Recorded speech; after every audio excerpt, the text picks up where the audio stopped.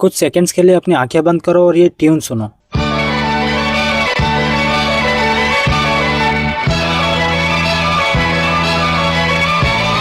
अचानक से अपना बचपन याद आ गया ना। वो नोबिता का रोना, वो जियान का गाना गाना, सुनियो का शो ऑफ करना, अपने बचपन की क्रश शिजुका को हंसते हुए देखना, और वो एक नीला कैट रोबोट जो अपनी पॉकेट में से तरह तरह के गैजेट्स निकालता है, सब याद आ गया ना। तो आज हम बात करने वाले हैं डोरेमोन की पूरी कहानी पर, उसके ओरिजिन से लेके नोबिता के ग्रोथ तक, मल्टीपल एंडिंग्स और वो ग्लोबल लेगेसी जो डोरेमोन को दुनिया के सबसे मेमोरेबल कैरेक्टर्स में से एक बनाती है। डोरेमोन रैंडमली एक दिन टीवी पर अपीयर नहीं हुआ। इसकी कहानी शुरू हुई थी 1969 में, जब दो जापानीज आर्टिस्ट हिरोशी फुजिमोटो और मोटो अबिको ने ये कैरेक्टर क्रिएट किया। उस टाइम जापान फ्यूचरिस्टिक इमेजिनेशन से भरा हुआ था। रोबोट्स, टेक्नोलॉजी, स्पेस एक्सप्लोरेशन सब चल रहा था। बच्चे सपने देखते थे कि उनके पास एक रोबोट फ्रेंड हो, और बस यहीं से डोरेमोन आया। ना सुपर हीरो की तरह, ना कोई वॉरियर जैसे, बल्कि एक फ्रेंडली, थोड़ा क्लमसी और बहुत ही रिलेटेबल कैट के रूप में। मांगा तुरंत ही हिट हो गई और जल्दी इसे एनिमे में अडॉप्ट किया गया। इसका फर्स्ट एनिमे वर्जन 1973 में आया, बट वो ज्यादा सक्सेसफुल नहीं हुआ। लेकिन रियल मैजिक हुआ 1979 में, जब एक नई सीरीज लॉन्च हुई, और वही है डोरेमोन, जिसे हम सब ने अपने बचपन की टीवी स्क्रीन पर देखा और जिसे देखकर हम बड़े हुए।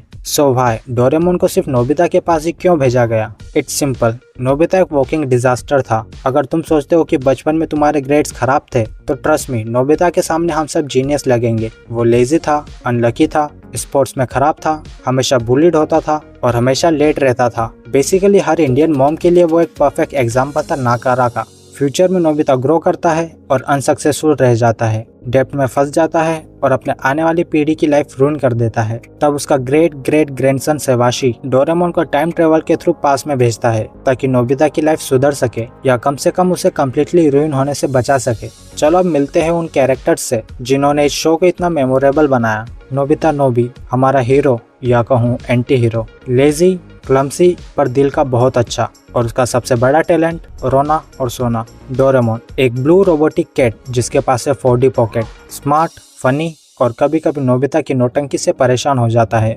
शिजुका मिनामोटो, नोबिता और हम सबकी crush, future wife, kind, intelligent और काफी फ्रेंडली।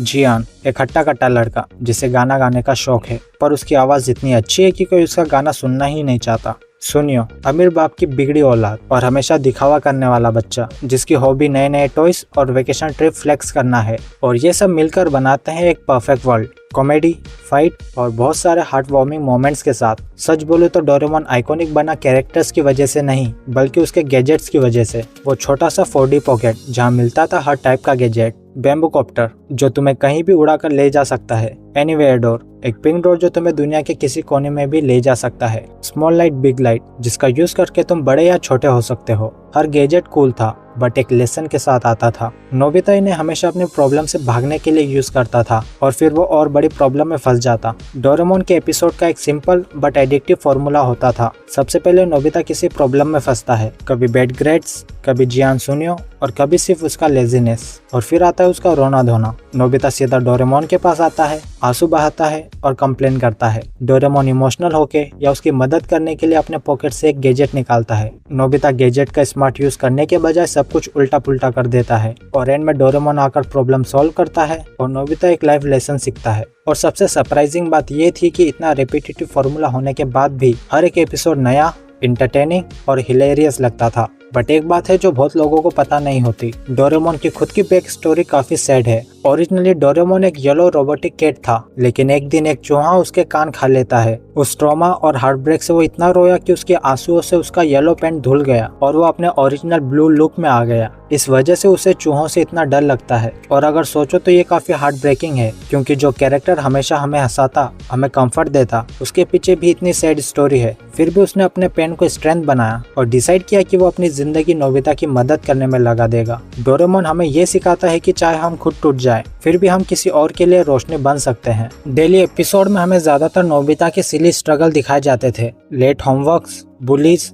और उसका लेजीनेस। लेकिन जब बात आती थी डोरेमोन मूवीज की तब स्टोरी नेक्स्ट लेवल हो जाती है। हर मूवी एक ग्रेट एडवेंचर होती थी, कभी स्पेस ट्रेवल, कभी डायनासोर्स के साथ जर्नी, कभी फैंटेसी वर्ल्ड और कभी मैजिकल किंगडम्स। और यही एक चीज सामने आती थी, मूवीज में नोबिता हमेशा एक ट्रू हीरो बनकर आता है। वो दिखाता है करेज और लॉयल्टी। नोबिता जो हमेशा यूजलेस लगता है, अंदर से वो वैसा नहीं है। उसे बस एक पुश और थोड़े से कॉन्फिडेंस की जरूरत होती है। अब एक सवाल जो हम सबके दिमाग में कभी ना कभी तो आया होगा, क्या डोरेमोन की कोई एंडिंग है? सच तो ये है कि डोरेमोन को एक एंडलेस सीरीज के लिए डिजाइन किया गया था, एक कंफर्ट शो जो चलता रहे जनरेशन तक। बट फिर भी फैंस के बीच मल्टीपल रूमर्ड एंडिंग फेमस है। The battery ending. एंड में डोरेमोन की बैटरी खत्म हो जाती है, नोबिता टूट जाता है, बट फिर वो डिसाइड करता है कि वो अपने दम पर स्ट्रॉन्ग बनेगा। वो पढ़ाई करता है, मेहनत करता है और फाइनली सक्सेसफुल बनने के बाद डोरेमोन को रिवाइव करता है। ये एंडिंग एक तरह से नोबिता के रियल ग्रोथ को दिखाती है। The dream ending. एक डार्क फैन थ्योरी कहती है कि ये सब नोबिता का एक सपना था। डोरेमोन का उसे गैजेट देना,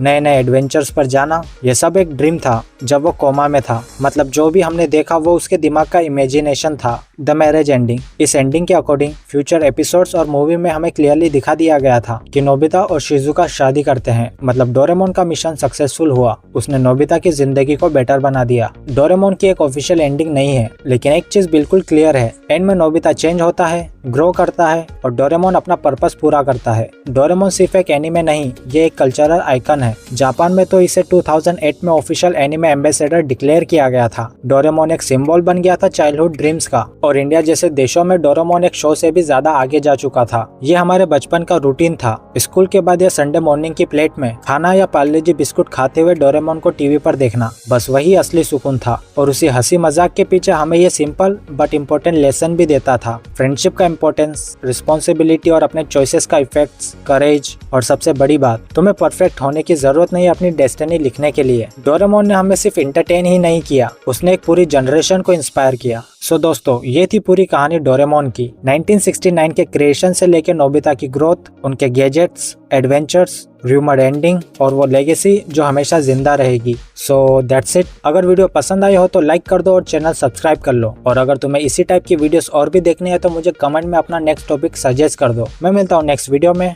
बी नाइस।